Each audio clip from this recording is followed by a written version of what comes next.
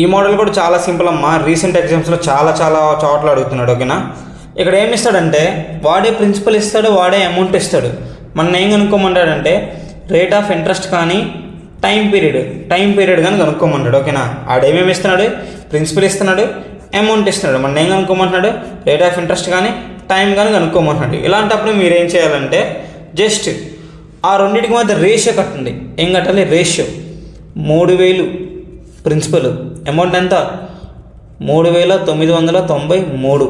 ఓకేనా, రెండింటి మధ్య రేషియో 3 1s అంటే 3 10,000s, 3 1s 3 3s 3 3s 1s. ఓకేనా, ఇప్పుడు ఎన్ని సంవత్సరాలకు అడిగాడు, 3 yearsకి అడిగాడు.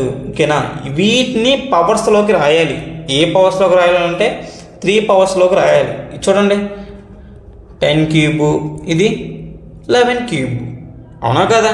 చూడండి, స్టార్టింగ్ మనం చేసాము, మీకు చెప్పాను ఆల్రెడీ. తమ్మునేళ్ళు ఏముంది, వర్గాలు అండ్ గణాలు వస్తే చాలు అని చెప్పాను. ఓకేనా, సో 10 కాస్త ఏమైంది 11 అయింది. అంటే ఎంత పెరిగింది, రూపాయి పెరిగింది. దేని మీద, 10 మీద. ఇంటూ పర్సంటేజ్ మార్చితే 10%. ఇదే దేనికి సమానము, రేట్ ఆఫ్ ఇంట్రెస్ట్కి సమానము. సో ఆన్సర్ ఎంత, 10%. ఆన్సర్ ఎంత, 10%. చూడండి మళ్ళీ జాగ్రత్తగా, ప్రిన్సిపల్ అమౌంట్ ఆడే ఇస్తాడు, మన రేట్ ఆఫ్ ఇంట్రెస్ట్ కానీ టైం కానీ అనేది కనుక్కోమంటాడు. మీరేం చేయాలి, వీటి మధ్య రేషియో కనుక్కోవాలి. ఓకేనా, వాడు 3 years అన్నాడు కాబట్టి 3 powers కింద రాసేసాయి.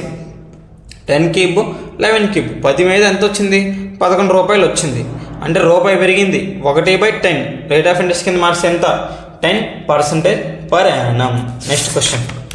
ఓకేనా, in a factory the production of cement rose అంటే 4000 నుండి 4840 వరకు పెరిగిందంట. ఓకేనా, ఇన్ 2 years అంట. ఓకేనా, then find the growth. First 4000 ఉంది, అది ఎలా మారింది, 4840 కింద మారిపోయింది. దీన్ని అలా ఉంచు. అంటే చూడు, ఇంకా 400 484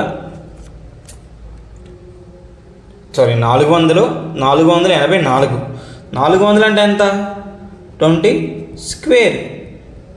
484 అంటే 22 square. అంటే నువ్వు 20 రూపాయలు పెడితే నీకు ఎంత వచ్చింది, 22 వచ్చింది. 2 yearsకే కదా, అందుకే 2 రాశాను. ఓకేనా, 2 years అడిగితే 2 power రాయాలి. 5 years అడిగితే 5 power, 3 years అడిగితే 3 power రాయాలి. ఓకేనా, సో ఆన్సర్ ఎంత, 2 rupees వచ్చింది. దేని మీద, 20 మీద. ఇంటూ 100, 20 1s 25s, 2 into 5 ఎంత, 10. రేట్ ఆఫ్ ఇంట్రెస్ట్ ఎంత, 10.